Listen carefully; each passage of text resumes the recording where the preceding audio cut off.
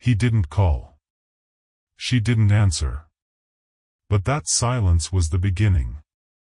My voice rises, resonant as the waves crashing against the grey cliffs of ancient Greece, where philosophers once gazed upon the sea and pondered the tides of fate. I speak to you, souls listening amidst the tempest of this chaotic age, of a wound without words, a void without shape. He did not call. She did not answer. And I, standing betwixt the shores of memory and the present, once sought to kindle a frail flame within me to warm the chill of silence. Yet, as Ash, my little grey cat, taught me with her fathomless green eyes, sometimes silence is not the abyss that swallows us, but the breeze that guides us home. Does happiness spring from suffering? Let me pose this to you, like a flickering torch in the black of night, both an invitation and a challenge. The world claims happiness is the dawn after rain, the laughter that follows tears. But what if I told you happiness is not a prize we chase, but a seed that sprouts amid the thorns of loss? Would you pause to consider? I did not believe it once. When he left without a word, when she fell silent like an unyielding stone wall, I felt myself a ship adrift on a boundless sea, without harbor, without anchor.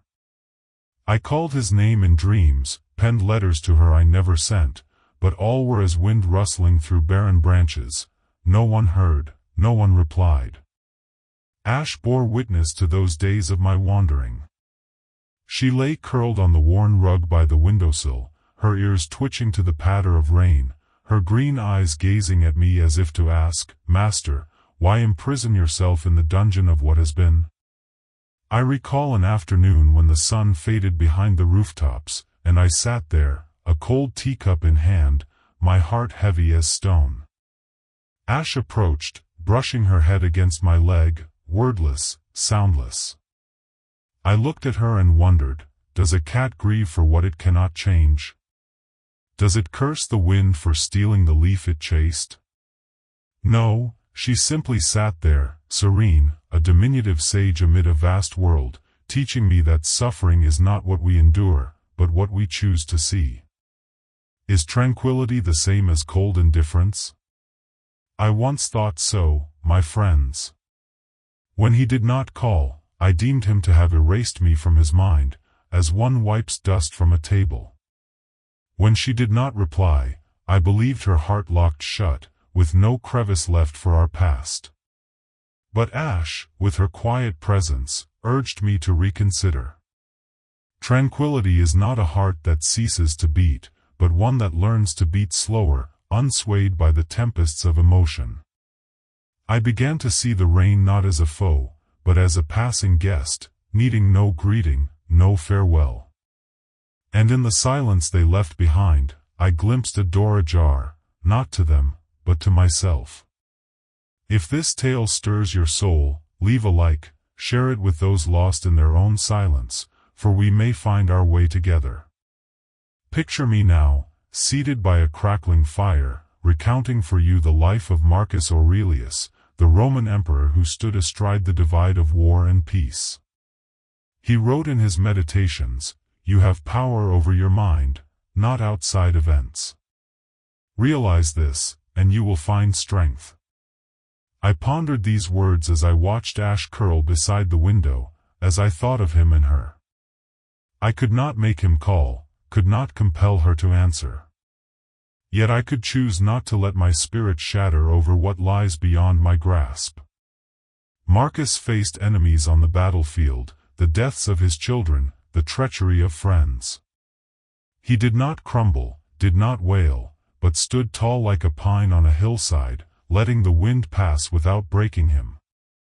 Let me take you to a moment in his life, a day amid the dust and clamor of war, as Marcus stood surrounded by fallen soldiers, the empire he forged trembling before the storm. He did not curse fate or rail against the gods.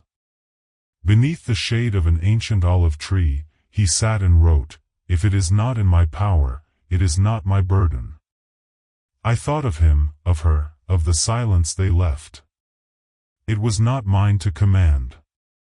Why, then, should I carry it like a boulder upon my chest?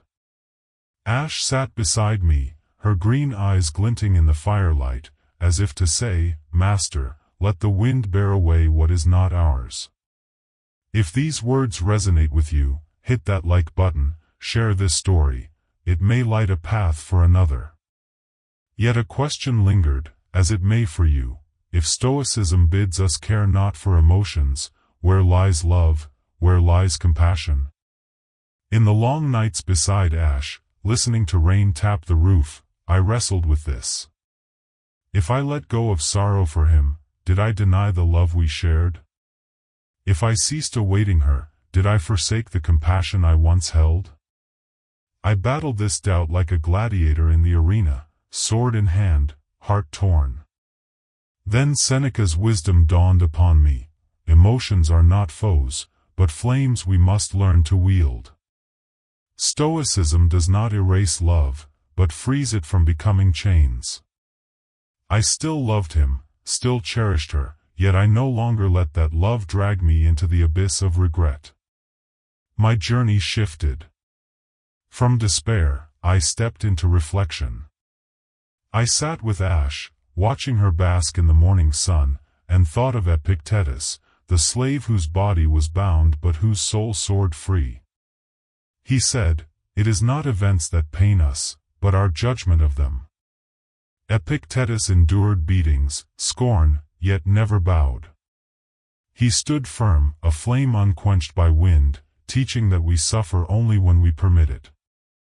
I looked at Ash and saw this truth. She did not mourn the rain that soaked her fur, did not rage when I forgot her meal. She simply lived, free. Why could I not do the same? I recall a day when sunlight streamed through the window, and Ash leapt onto the table, toppling a glass of water I just poured. Anger flared, but I paused. The glass broke, the water spilled, yet I could wipe it clean. He did not call, she did not answer, yet I could move on. Epictetus, his leg broken by a cruel master, smiled and said, "You have shattered my limb, not my will." I wore no chains, yet I'd bound myself with memories. Ash gazed at me, as if whispering, "Master, break like the glass, then rise like the dawn." Thus, I found resilience. I ceased calling his name in dreams, stopped writing unsent words to her. I sat with Ash, listening to the rain, and felt a shattering, not of ruin, but of revelation. Marcus Aurelius wrote, "Accept what comes, for all is fate, all part of the vast tapestry the cosmos weaves." I accepted his silence, her absence, not from weakness, but from strength. If this story touches you, leave a like, share it with those seeking their own strength, for we heal not through words, but through hearts ready to release. I whispered to Ash one quiet evening, perhaps it needed no call. Perhaps it needed no answer. Perhaps it needed only to end, with peace. In that moment, I knew closure came not from them, but from within me. Yet the tale does not end here, my friends.